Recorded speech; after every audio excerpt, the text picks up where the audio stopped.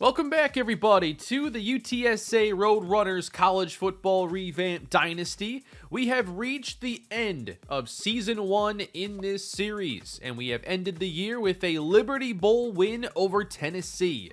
Year 2 should be pretty interesting, and we're going to get there pretty soon with the offseason. Today's video is going to recap this year and talk about what I thought about Season 1 with this team. We're going to go through stats, look at a bunch of players, and talk about slider-wise what I want to do to the game going into next season. But this was my first time really sitting down to do anything in College Football Revamped. I was very late to this one, but I'm glad I finally got to enjoy it, and I felt like it was a pretty refreshing experience. I have a lot of time in NCAA 14, and I don't have the numbers, but I would estimate it's my most played game ever. And I've made well over 20 seasons in Dynasty, everything on this channel between the UTSA, or Minnesota, and then Kalispell, then getting into UTSA. So it was fun to have it feel a bit fresh. Obviously, the visuals had a ton of overhaul. The uniforms look great, and the game runs pretty smooth. And I just really enjoyed getting back to this series. It was one that I always hoped I could eventually get back to, because we certainly weren't complete after the UTSA Dynasty originally ended. So we have another year done now, and we're going to be saying goodbye to a lot of players like Kellen Thomas, who was phenomenal for us this season with 15 sacks and 3 forced fumbles. We're going to say goodbye to Tim Whitaker, Anthony Allen, Eric Hancock, Andre Ross. There are so many players. Quarterback Evan Newton, who started most of the year for us. And I really feel like I got comfortable with him at the end of the year when we played our best football.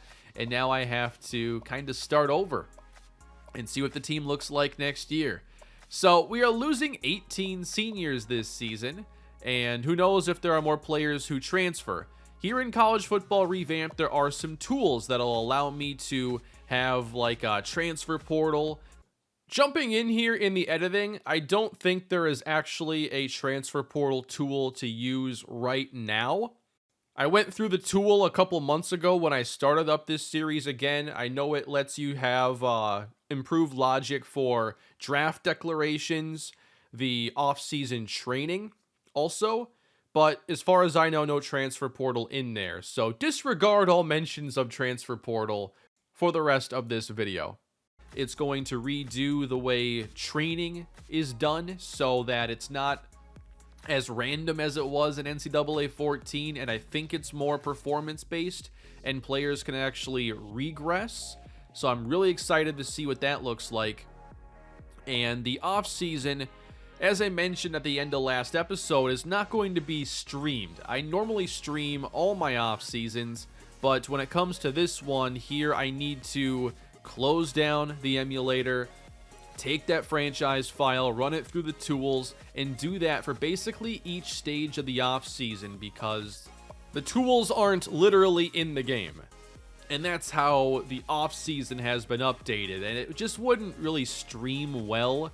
I need to just run these tools, get them back in, see what happened, go on to the next one. So I'm going to do that differently, but I think that it'll still be a fun video to go through, and it should be pretty refreshing to see what the offseason is like now in this game.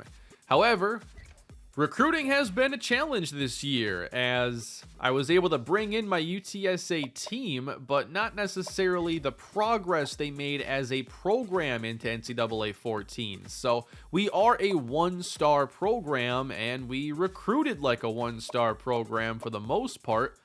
On top of that, I used a lot of house rules, which are always in the description below. Basically, I have rules as to when I can go after 4- and 5-star players. I can go after anybody that's 3-star or under. And even then, we only have 4 players committed right now.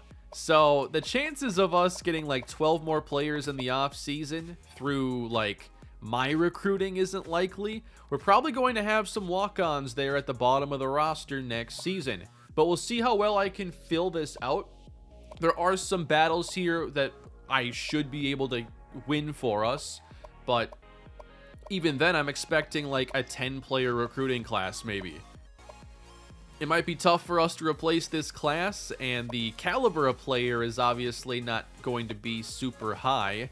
We have JUCO players who end up being like the best overall players that are going to come in, but very few top prospects. Our best chance is going to be getting Troy Atkinson. I spent all year to hold on in this battle to get to the offseason. I thought about just giving up and using the points elsewhere, but glad I stuck with it.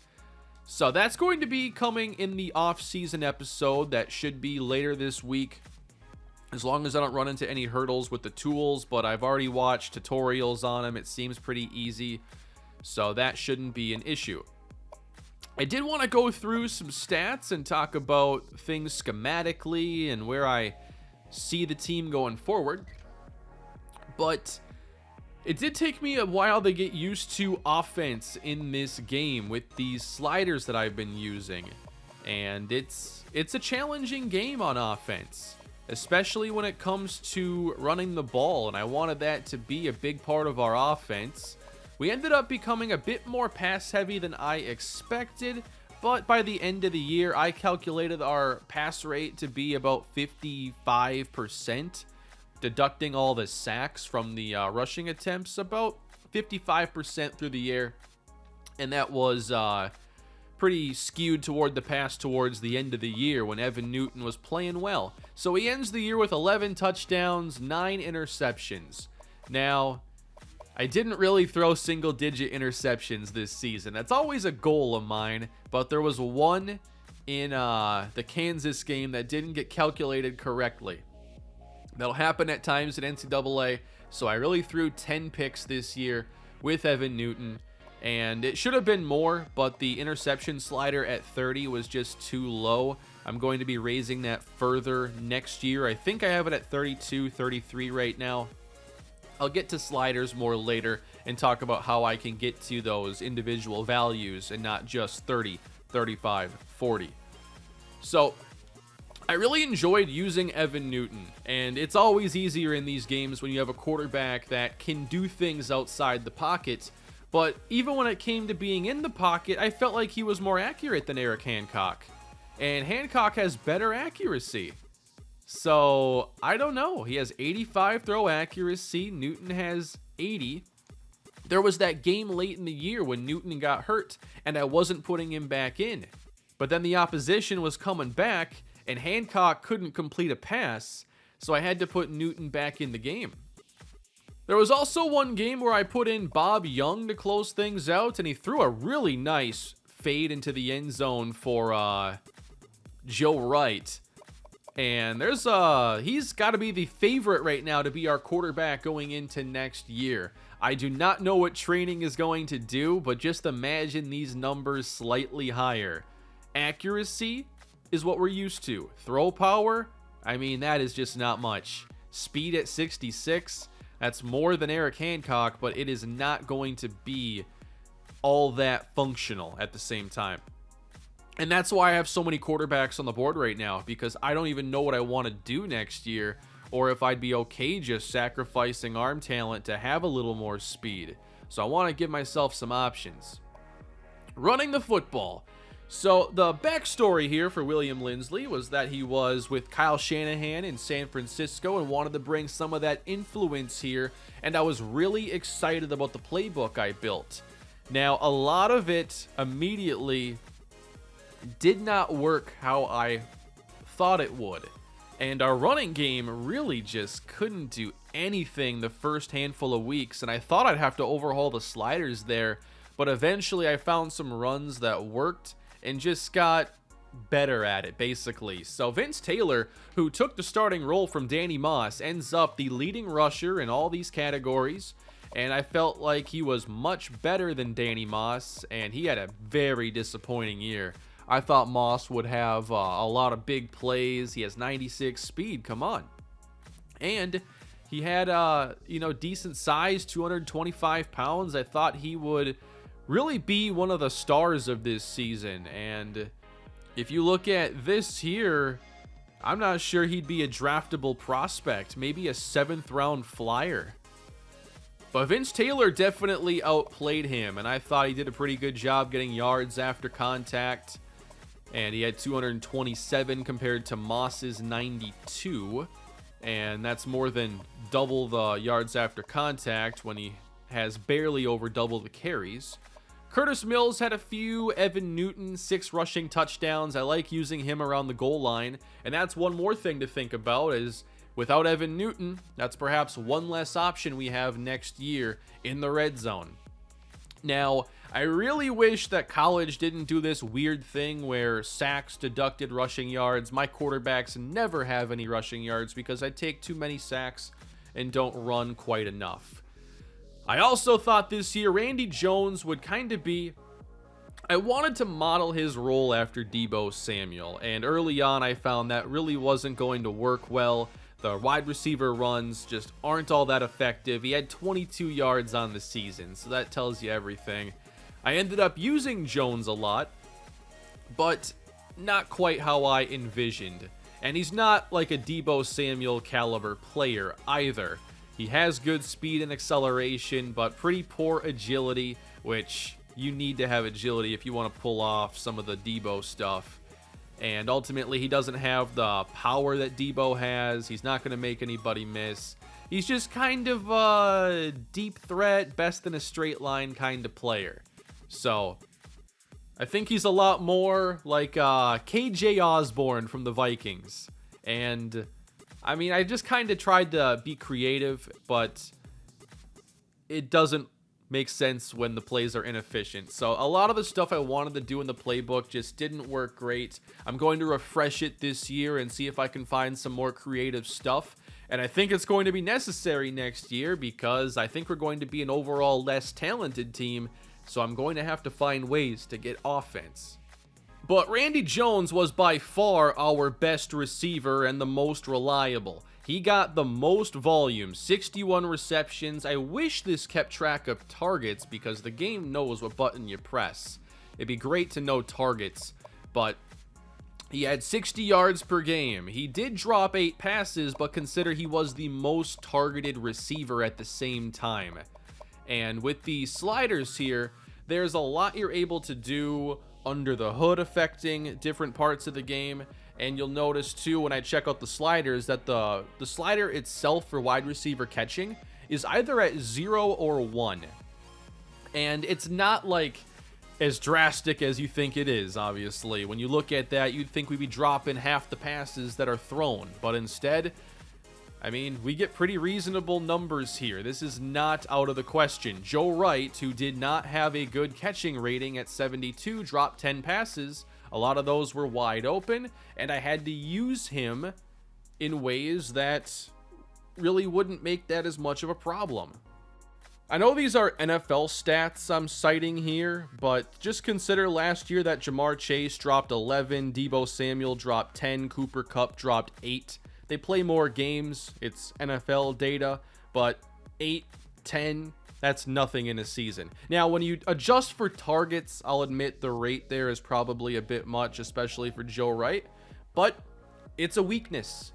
It was just one of those things where you couldn't really rely on certain routes and catches with him, and you had to use him as a big play wideout, and I could have done a much better job of that. He did have that 77-yarder in the bowl game, and a couple of deep balls here and there. He caught 509 yards on 35 catches, and next year I imagine he'll have a chance to get a lot more volume, and most of it's going to be down the field. We will not have Randy Jones next year, so how does that change things? I do think Darren Rose can take over that Randy Jones role. I do like him in the slot, and 78 catching. Surprised he didn't have more drops. He only dropped 2.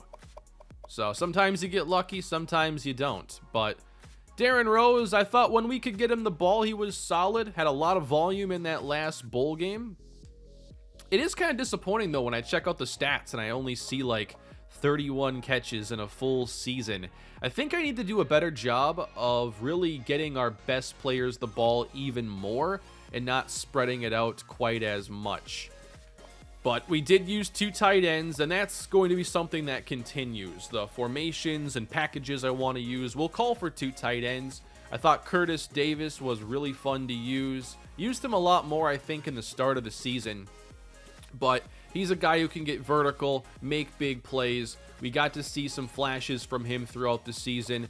And then Oliver Carter is just solid all around, not great at anything, but always the type of player you like to have filling at least one of your tight end roles. So those two complement each other so well. And then the running backs, I just didn't really use in the passing game well enough, and I should have when we didn't run the football very well. So that was just kind of a check down role overall. Tim Whitaker, a little production here as the 4th receiver. Richie Battle had 8 catches at fullback, and then Chris Woods had 4, Curtis Mills 2, and Jason Todd just the 1. So overall, I like our group of playmakers here, and I'm excited to see how they develop. Notably, Joe Wright, does he develop better catching ability next season? We're going to lose Danny Moss and Randy Jones from this group, along with Tim Whitaker and Richie Battle, so there will be some new faces next year, but I think that the main targets will be well known. I want Davis, Rose, and Wright to be our top 3 most targeted receivers next season, hopefully. Across the offensive line, I felt like the line played pretty solid. We allowed 37 sacks this year, so around 3 per game, and a lot of those you could probably just blame me. But Chris Bolin did struggle the most. I think the interior definitely had a little more struggles. Unfortunately, we have to replace Josh Beach there at right tackle and Mike Herring at left tackle. So that's going to be an interesting situation to see how we handle that. Defensively, I felt like our defense played lights out for much of the year, and a lot of the stats say that. Kyle Jones, I think, was the best non-pass rusher, perhaps. Felt like he was always all over the field, racking up tackles. He had 16 tackles for loss as an inside linebacker, 4th most on the team, most for a player who didn't play along the line. He's just a really versatile player. 4 sacks, 2 interceptions. Just a really solid Mike linebacker. When I look at the size there, him only being 5'11", and him being kind of a do-it-all player, I want to give him the Bobby Wagner comp. I don't think that's bad at all. Bobby Wagner, they have listed at 6 foot 241, so that's not too far off. I think Eric Kendricks could be a solid comp there as well. But I like Kyle Jones a lot. I'm glad we have him next season. And we're going to have a lot of our standouts here, but we will be moving on from Kellen Thomas and Andre Ross. Kellen Thomas was phenomenal this season. We had him and Preston Quinn lining up next to each other, and they both were All-Americans, wreaking havoc, combining for 32 sacks on the season. And how many more pressures and hits do you think? Along with over 40 tackles for loss combined. So Preston Quinn, I would say, was the defensive MVP. He was a lot better than I expected here. I know he had the really good finesse moves, but 44 awareness, no power move, so more one-dimensional, but he only needed that one. And next year, I'm excited to see what kind of training, he gets for this, because that's an elite season. He should get an elite boost of some sort. The other thing that's going to happen, too, I wanted to add, is the players declaring logic in the off-season. They've updated things and the tools so that juniors and redshirt sophomores are more likely to declare, and you don't just get 4 years all the time with these elite players. So I don't know if there are any juniors I really think would declare. Kyle Jones is a possibility, though. That's actually a pretty real one. So I guess we have to see on that. And I'll just say now, one of my rules in this series will be that I will not convince players to stay. That's just going to be part of the series. Players will leave if they want to, and part of college football is replacing players that maybe you hoped stayed longer, especially today with the transfer portal. So we're going to keep that an element of this series.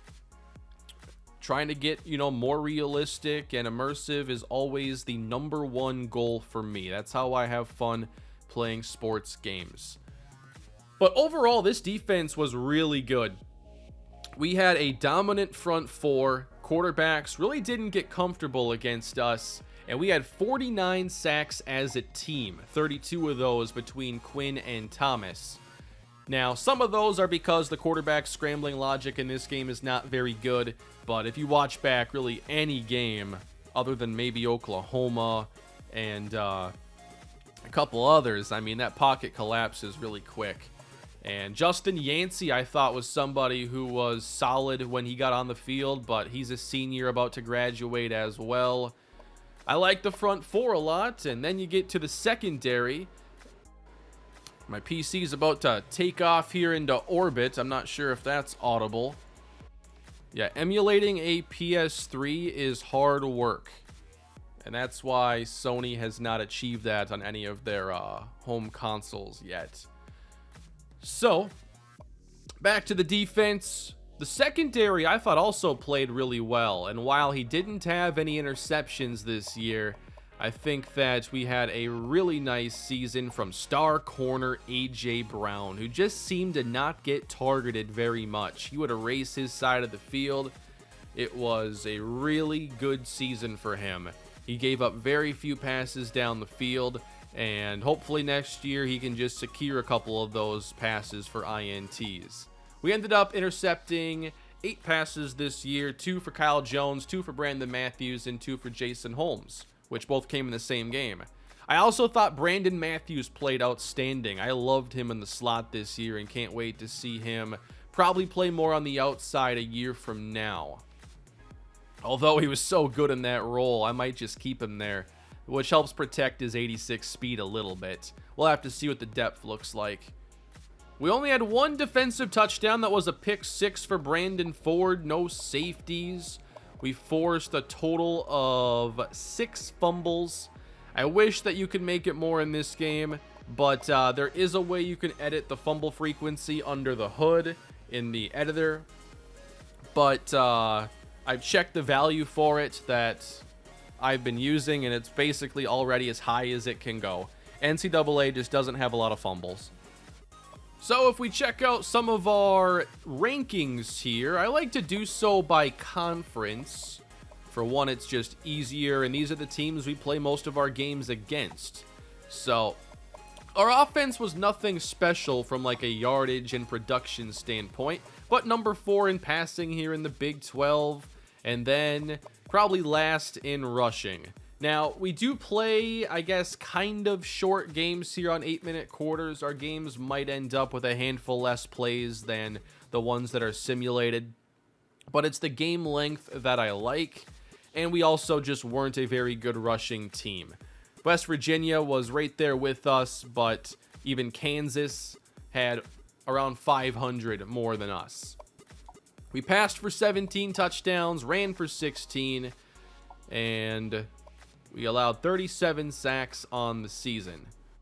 Defensively now, we allowed 2,400 passing yards and 1,621 on the ground, giving up 273 points, leading the conference in sacks. Now, where do we rank in the NCAA? First. And that is an area of the sliders I do plan to address. There are a few points of emphasis I have when it comes to getting Season 2 ready. And as I mentioned in the last video, I wanted to go deeper into the game logs here to get some stats for the CPU. And I've already done that.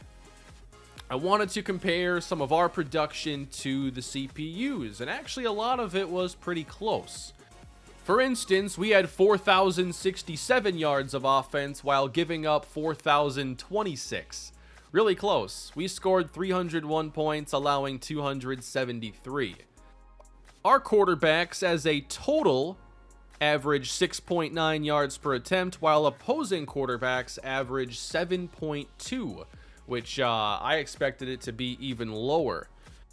The red zone stats were also very close together, at least in terms of like how many times we got to the red zone compared to touchdowns. So we had 25 red zone touchdowns and 40 trips, while our opponents had 24 touchdowns and 41 trips. Really close there in the touchdown percentage. Now, when it comes to the types of games that we got this year, I think we had pretty good competitive games overall. However, I think I can do more to make these feel a bit more college-like. You know, a lot of our games were defensive, not a lot of big plays, and kind of offensive struggles at times, and that really, to me, isn't college football. So one of the things I would like to do is maybe loosen up coverage a little bit next year to allow for more big play chances. Now, the CPU teams really struggled in this department at times. I went through every game here and looked at the longest pass that happened against us. And the median long, if I take those 13 games, the median is 25 yards. There were 7 games where opposing quarterbacks had a long of under 30. And if you wanted the average instead of the median, I like using median there because it's grabbing a data point that was real, and I only had 13 pieces of it, but the average is 30, which still isn't that much. And in only 2 games did they ever complete a 40-yard pass against us. So I do want to take a look at the sliders and try to see if I can get coverage to a point where it's not too tight. Because the problem that happens is that CPU quarterbacks can be pretty risk averse. They don't want to throw it to covered receivers, so they're going to instead check it down and whatnot. But I want to loosen the coverage a little bit to the point where they're more willing to take chances down the field. And so a couple of the things I want to do is, first, I want to probably increase the CPU pass blocking a little bit. And these are the sliders I've been using. And using the MaddenDB editor, I'm able to go into the franchise file and enter these numbers. That's why I can get to 33, whereas normally it would be in 5-point increments. That's also why the penalties can go beyond 100. Those number values can go up to 255. And according to those that work on the sliders, the way you juggle tightness of coverage is actually the difference between offensive pass interference and defensive pass interference. And I dropped this by a couple points during the season, and I felt like it started to get some pretty good results where players were close but not on top of the receiver. What I want is more contested balls. Plays that could go either way based on a defender's ability to knock away a pass. I don't want too many interceptions. I don't want too many wide open looks either. So the main thing I think I need to do here is increase the CPU pass blocking a bit. It's at 45. I felt like we had a really, really good pass rush even with that.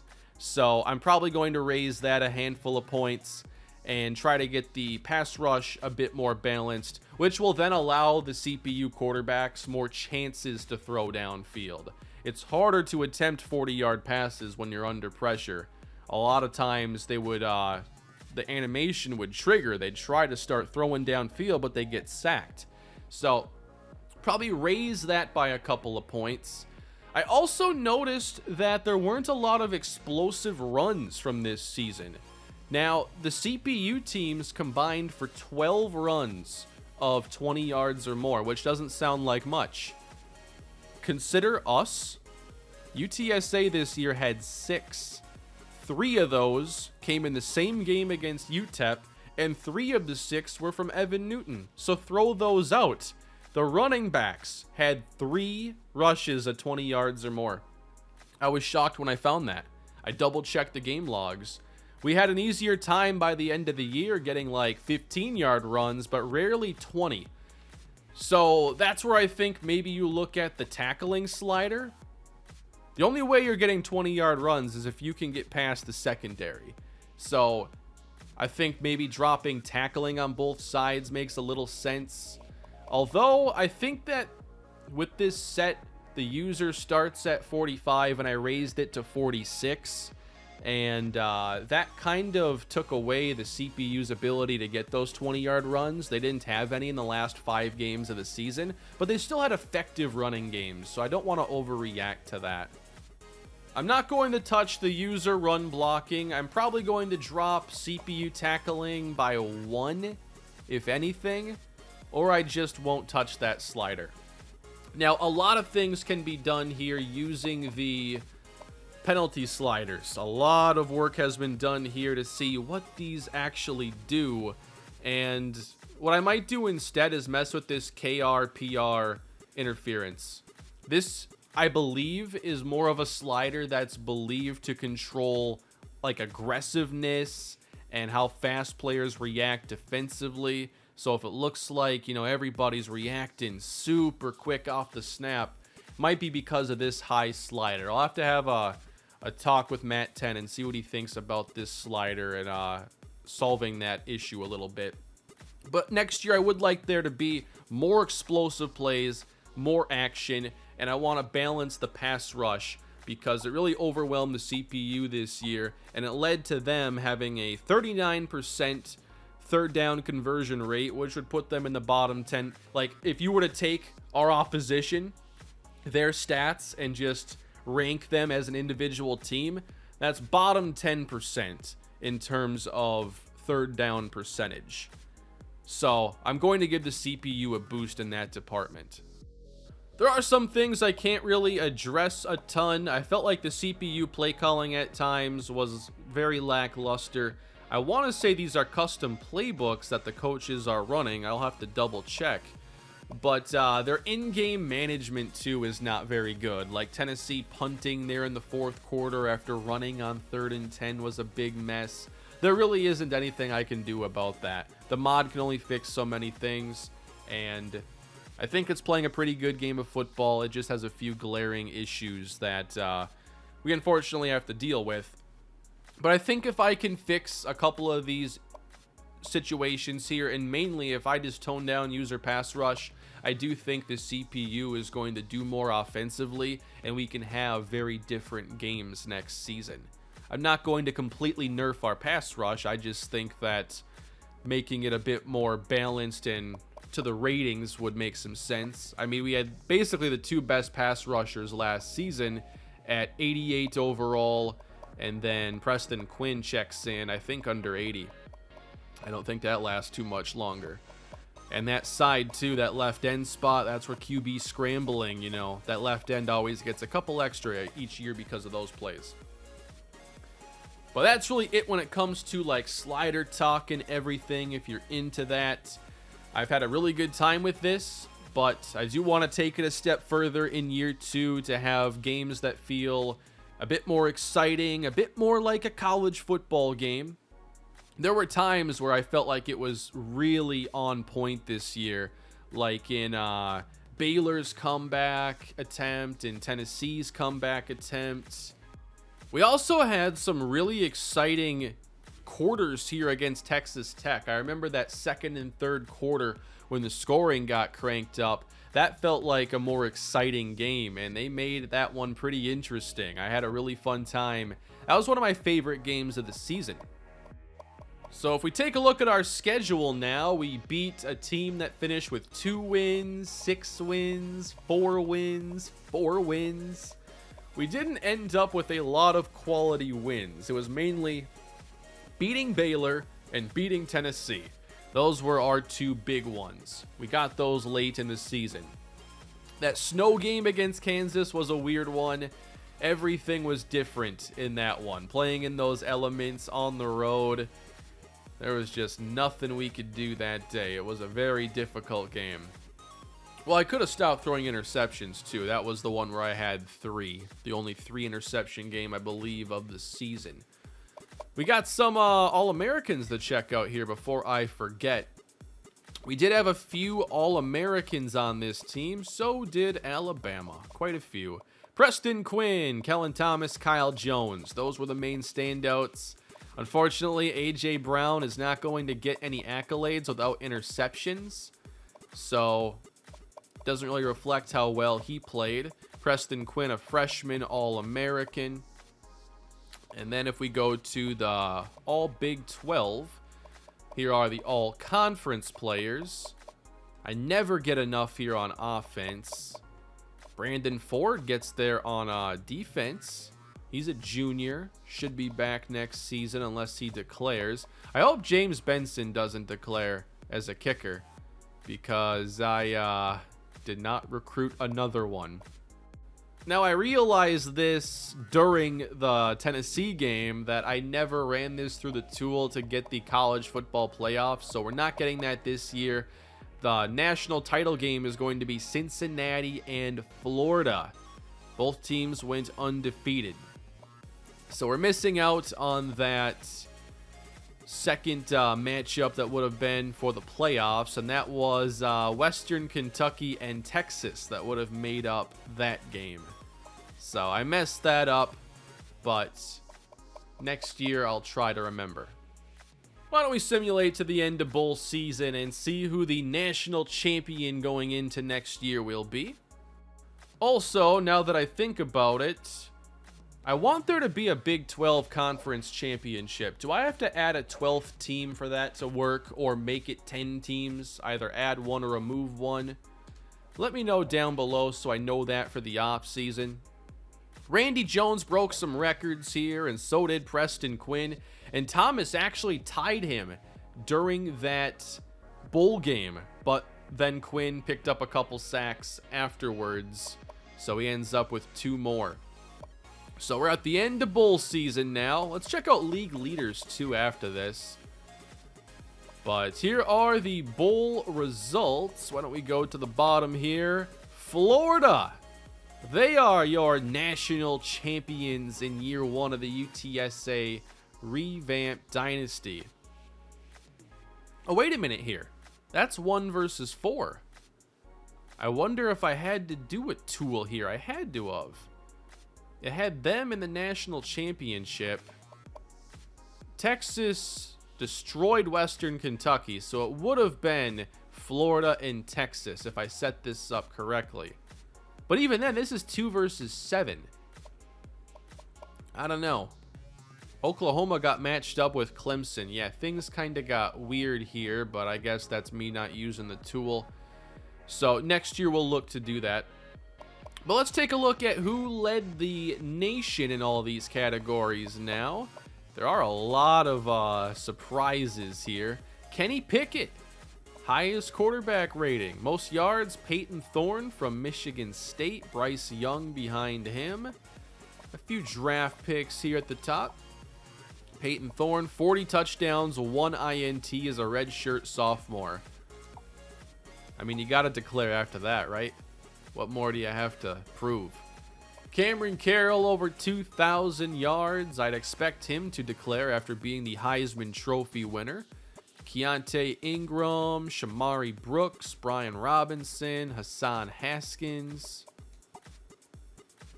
Receiving, Romeo Doubs. That's not quite Triple Crown, but real close. 1,600 yards, 117 receptions. John Mechie is up there. Calvin Austin as well. See, we need a player like Calvin Austin to feature in this offense.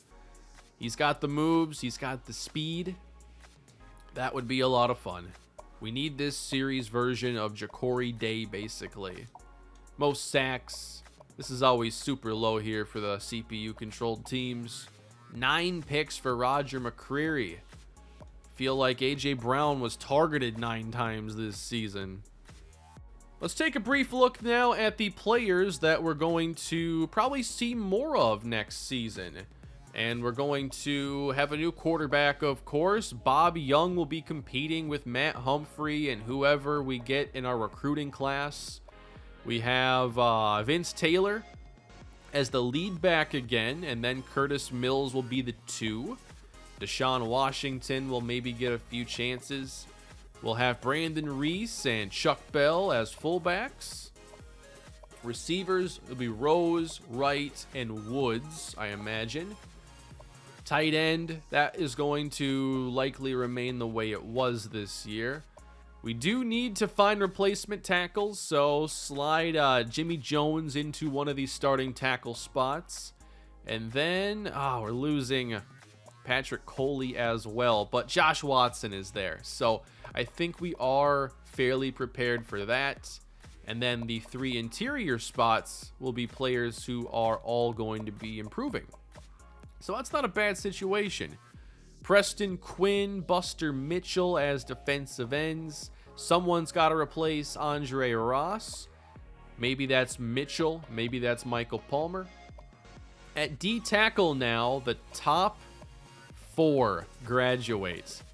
So that's why I did focus a lot on D tackles in recruiting. Austin Woods is probably going to start after being a JUCO transfer. Then we have Eric Crenshaw here, and I redshirted him as a junior, so I'd have 2 years potentially to play him. John Davis is also there. And then at linebacker, I don't think we lose much this year. We're pretty young here. So everybody should be back unless they transfer out. Jason Holmes graduates, so we're going to be playing Brandon Matthews a bit more. Well, we'll see if I use him on the outside. Could also end up using Ronaldo Lawrence or Nick Dorsey at the same time. And then at safety, Jason Hall was a true freshman and Dallas Johnson is a junior that I don't expect to declare.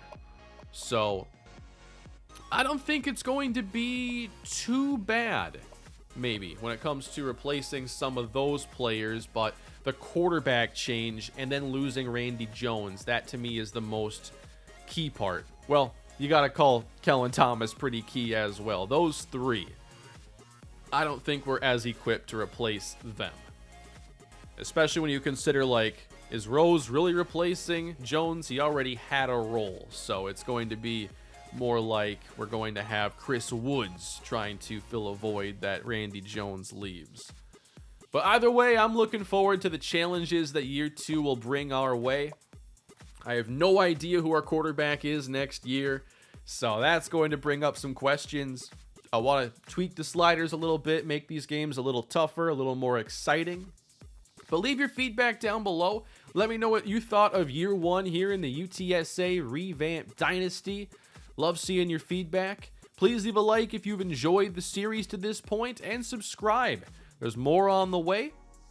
And I'm hoping that this ends up being another great Dynasty series for the channel. Have a great day, everybody, and I'll see you in the off season.